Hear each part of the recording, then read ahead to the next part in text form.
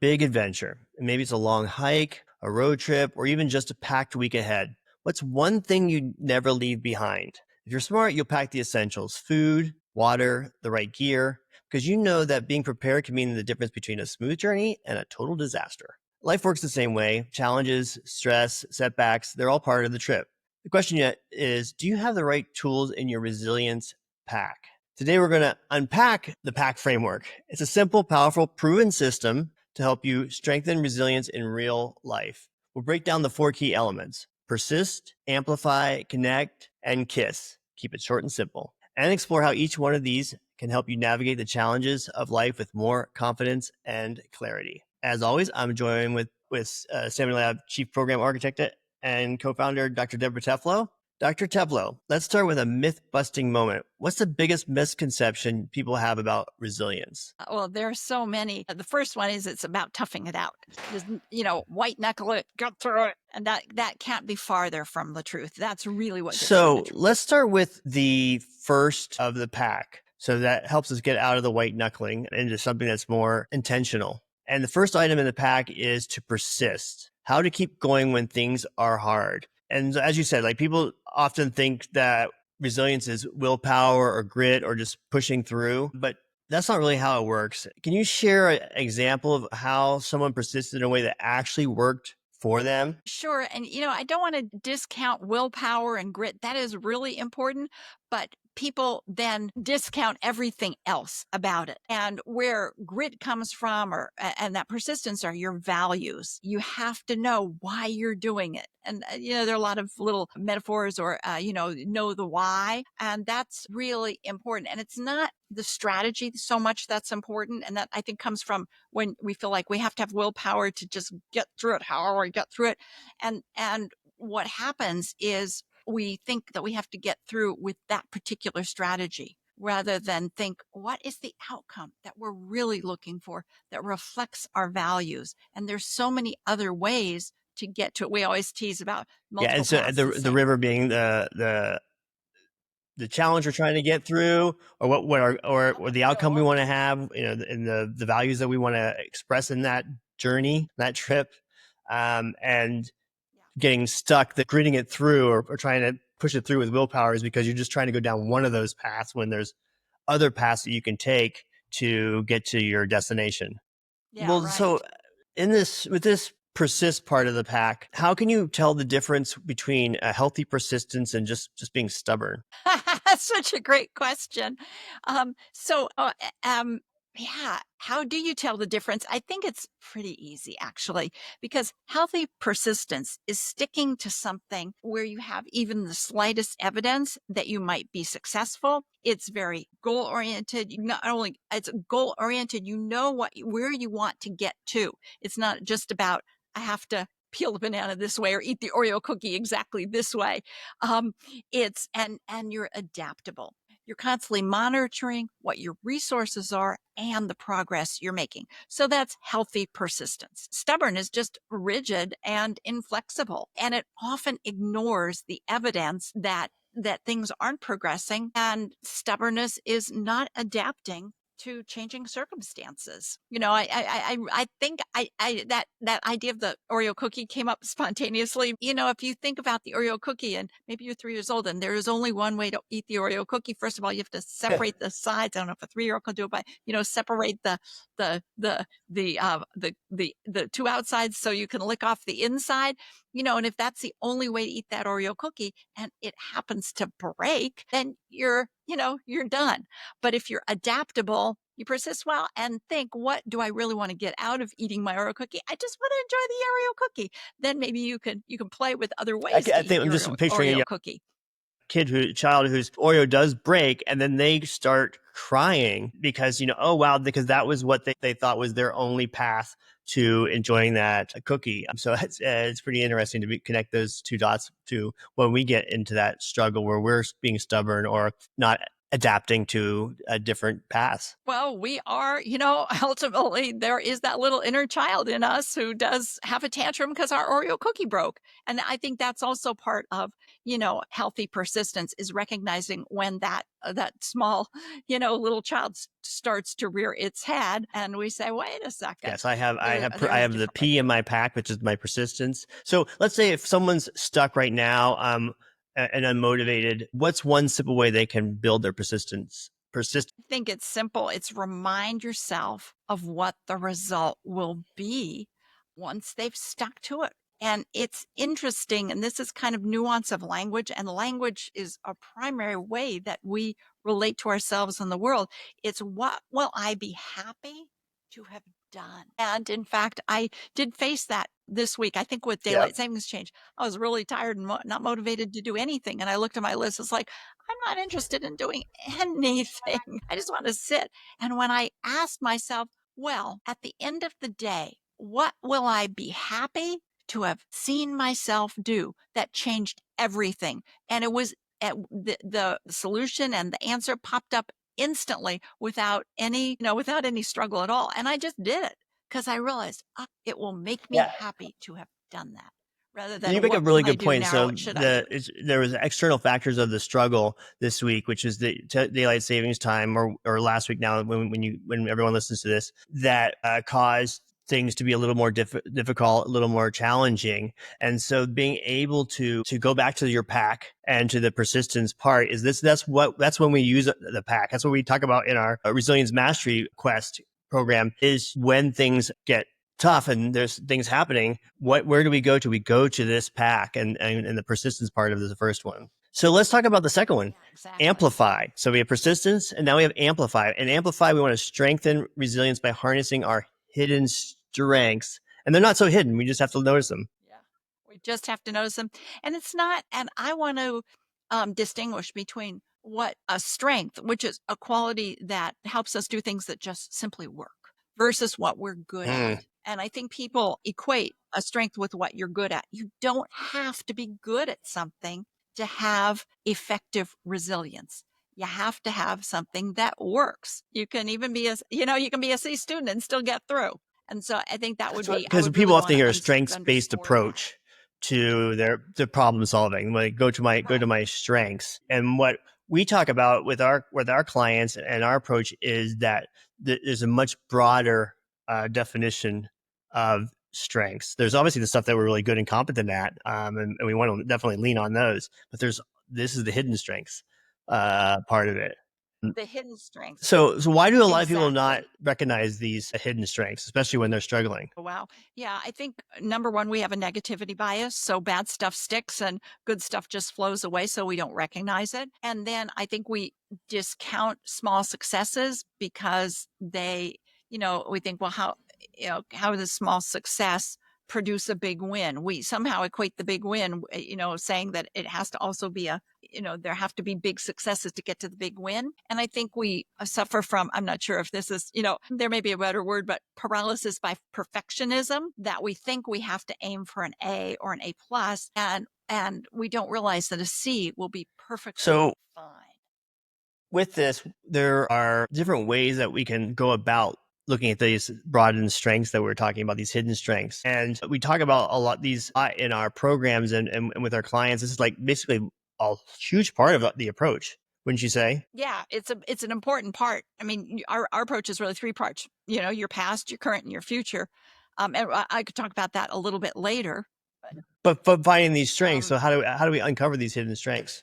yeah. So one is that history. So look back to times where you have been managing. Maybe you've struggled, but you have managed, you have gone through. As I say, as long as you're getting out of bed, you're not in bed with your pillow over your head, you're doing something to manage, cope, and make progress, move forward. So look at those times and ask yourself, what did you do to manage and make it through? And sometimes when we experience a hardship and we get through it, but not an A plus, we then discount everything. And so that first lesson is don't do that. Really appreciate every tiny thing that you did that helped you manage and get through it. The second thing is look what you're doing now and look at what you're doing that's good enough. So challenge yourself to, I say, challenge yourself to identify at least 10 data points or pieces of evidence that reveal what you're doing now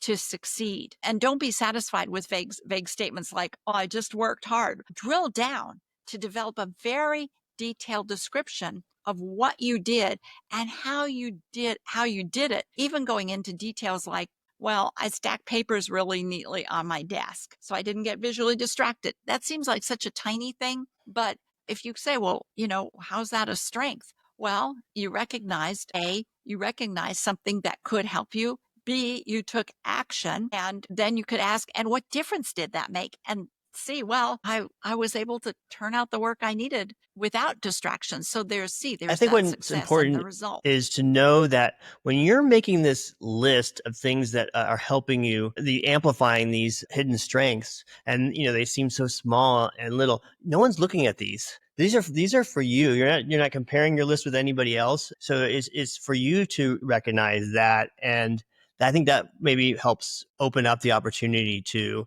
notice these hidden strengths. Right. This isn't about getting a license to practice or anything. This is for you.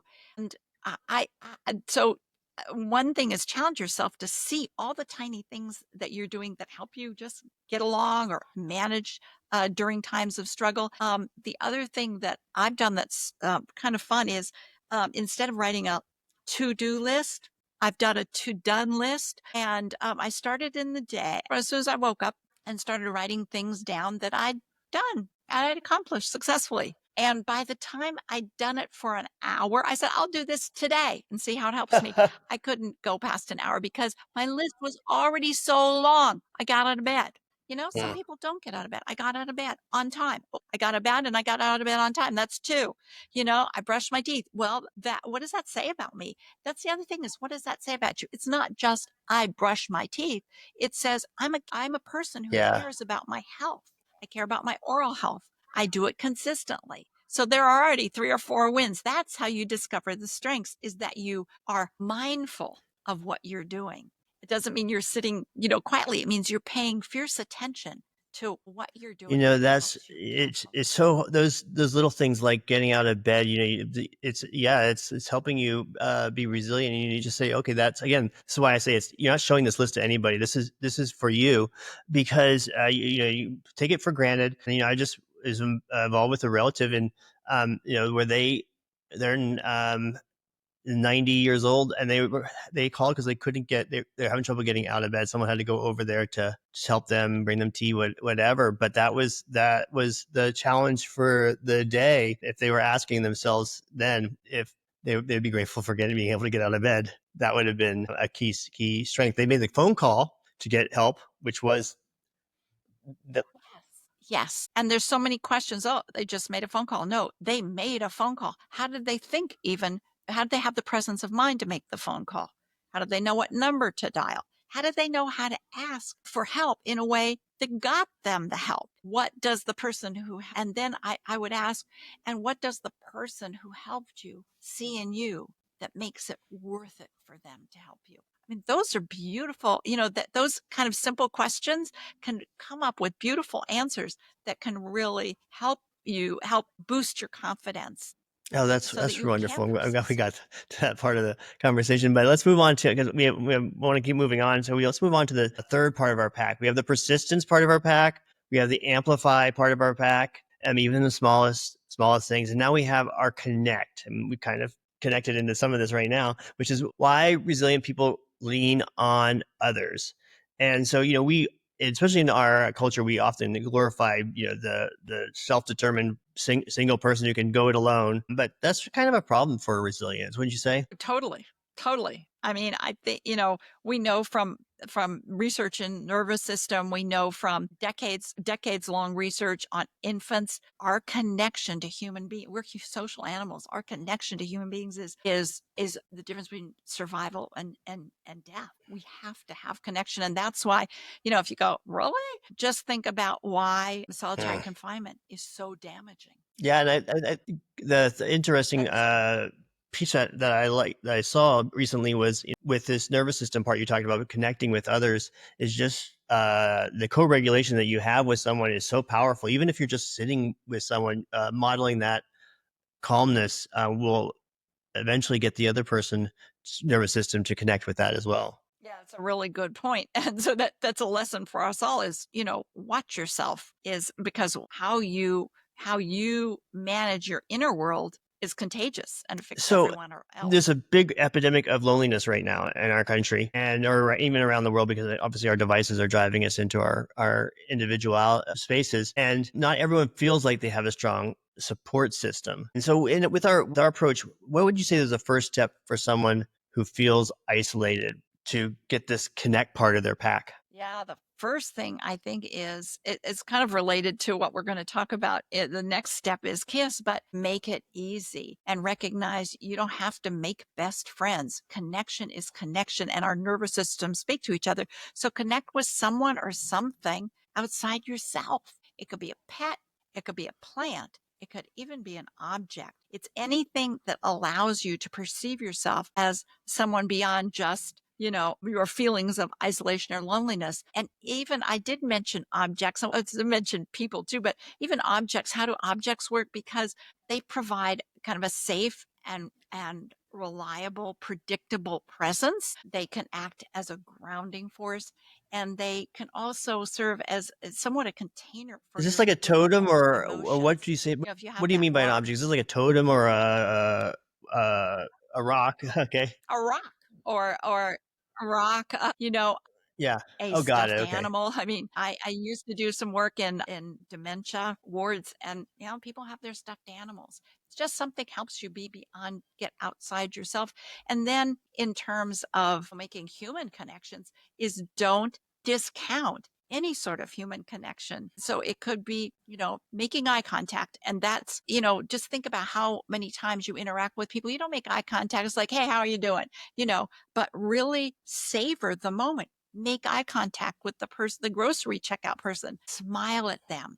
And we know from Steve Porges's polyvagal theory research that smiling with the kinds of muscles involved in smiling and facial gesture, etc., plays a big part in changing the nervous system to something more positive. So make eye And contact, so when we talk smile. about the nervous system co-regulation, so when you're doing that for yourself and you're smiling and you're actually engaging with the other person, even if you said even as someone at the coffee shop or the grocery store, that is also impacting the other person in the same and helping enhance the connection part of their pack. Absolutely, absolutely. I had a funny case just this week where I went to get groceries, and the grocery clerk, I thought she had a beautiful voice. And I said, "Has anyone told you you have such a beautiful voice?" And I said, it's just wonderful." And she said, "Oh, my husband finds it annoying." And so I said, "Well, you tell that husband of yours, he can come call me because I'll tell him what a beautiful voice you have." I felt good by hearing the beauty of your voice, first of all, and by noting it. And of course, she felt great by having somebody notice. Oh, I hope I didn't, put more stress on their marriage. It doesn't take a lot. Even if, that we talked about a rock and a pet and a stuffed animal, the gloriously kirk, but then you can make connection with people you care about with just, dropping an email. "Hey, I'm thinking about you." Or pick up the phone and say, "Hey, I don't have time to talk, but I couldn't stop myself from just calling you, reaching out to say, 'I'm thinking of you, love you. I love Well, let's that try and connect as too soon as because possible.'" yeah, there Those is it's hard to connect with two people, especially if you're not in the same location. Before we the old days, we just call on the phone and wait for someone to pick up, and now it's appointment. It's all appointment communication, and so I really like that idea of you even leaving a voice memo. I don't have time to talk to you right now, but I was thinking of you. Not only does that help you reach out to fill your connect part of your pack, but again, it helps fill the other person's part of their connect part of their pack, their resilience pack. Yeah. And these things have enduring value. I mean, if you get an email or even a voicemail from somebody that says, "Hey, I'm thinking of you, love you, let's talk soon," that impact doesn't just last for the 3 seconds you're listening to the message. Yeah, you'll have a smile on your face for into the That day. even goes And beyond that too. so There, I'm thinking about when um, when someone in your life passes away, those voice messages are like gold to go back and listen to. And if you put that out there, like you said, everything we have is a digital trail. It lasts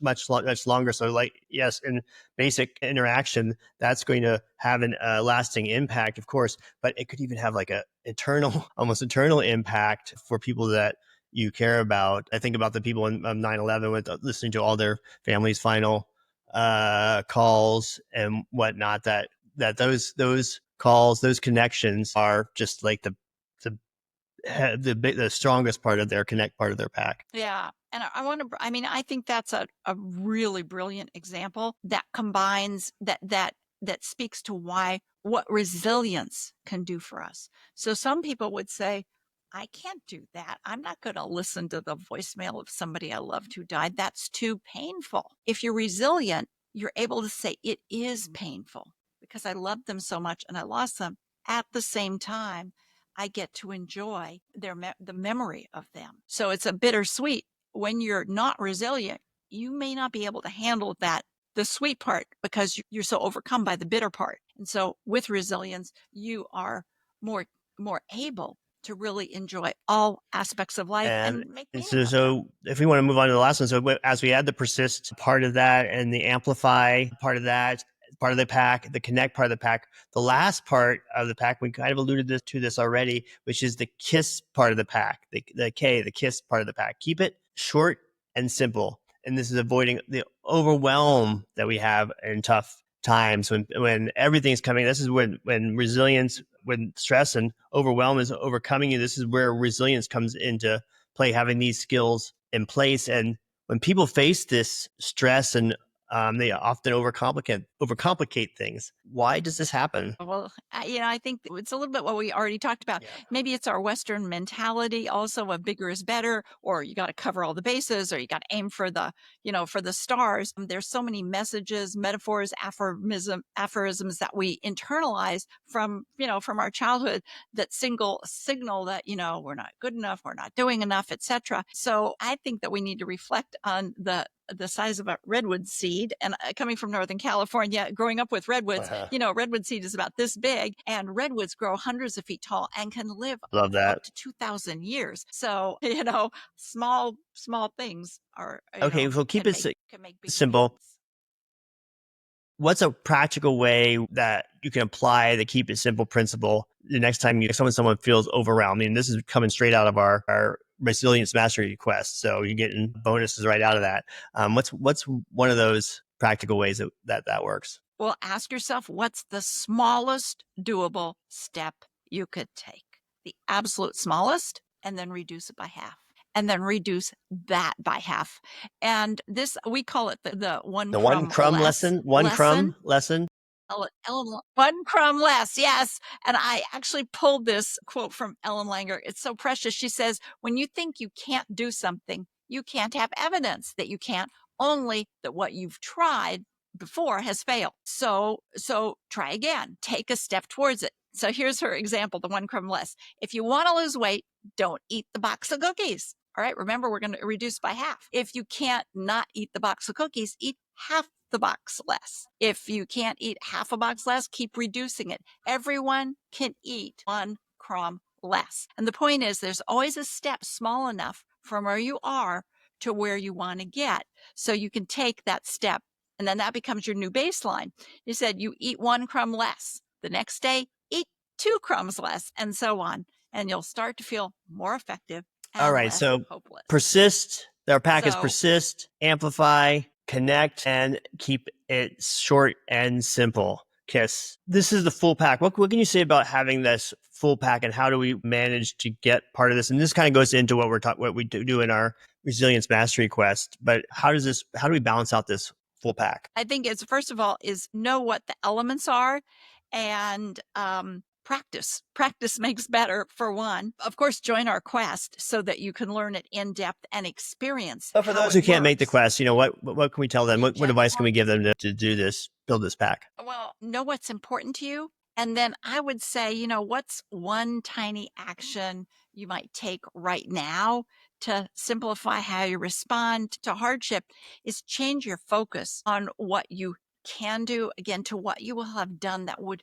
please you. So don't think, what can I do? But what would I be happy? What would I be pleased to see myself do in terms of sticking with something, noticing that I do have skills, things that work for me, that help me connect with people, and that I can keep it small Yeah, and efficient. noticing what I'm doing, and go out and connect with someone today, right now. All right, that sounds like a perfect and fantastic place for us to wrap up. If you are ready to put the PACK framework into action, join us for our Resilience Mastery Quest that we talked about. It's starting on March 21st. We'll guide you through each element step by step so you can build resilience that lasts. We'll go through each step of this pack and give you lots of different exercises, journal entries, journal prompts, and our group coaching sessions that really are the foundation that really bring this out for each everybody that attends. And we also have and then we'll have a link for that in the description. We also have a 29 laws of resilience that you can download. We'll have that link for that. And if this was helpful, hit like and subscribe for these videos where we talk about solution focused strategies like this every week. And if you want to learn more about our unique solution focused approach, book a complimentary session at staminalab.io, Stamina Lab. Drop any questions below. Thank you, Dr. Teplow. And thank you, everyone, for listening. Until next time, remember, you are your own lab, you are your own experiment, and you are your own best coach. Be well.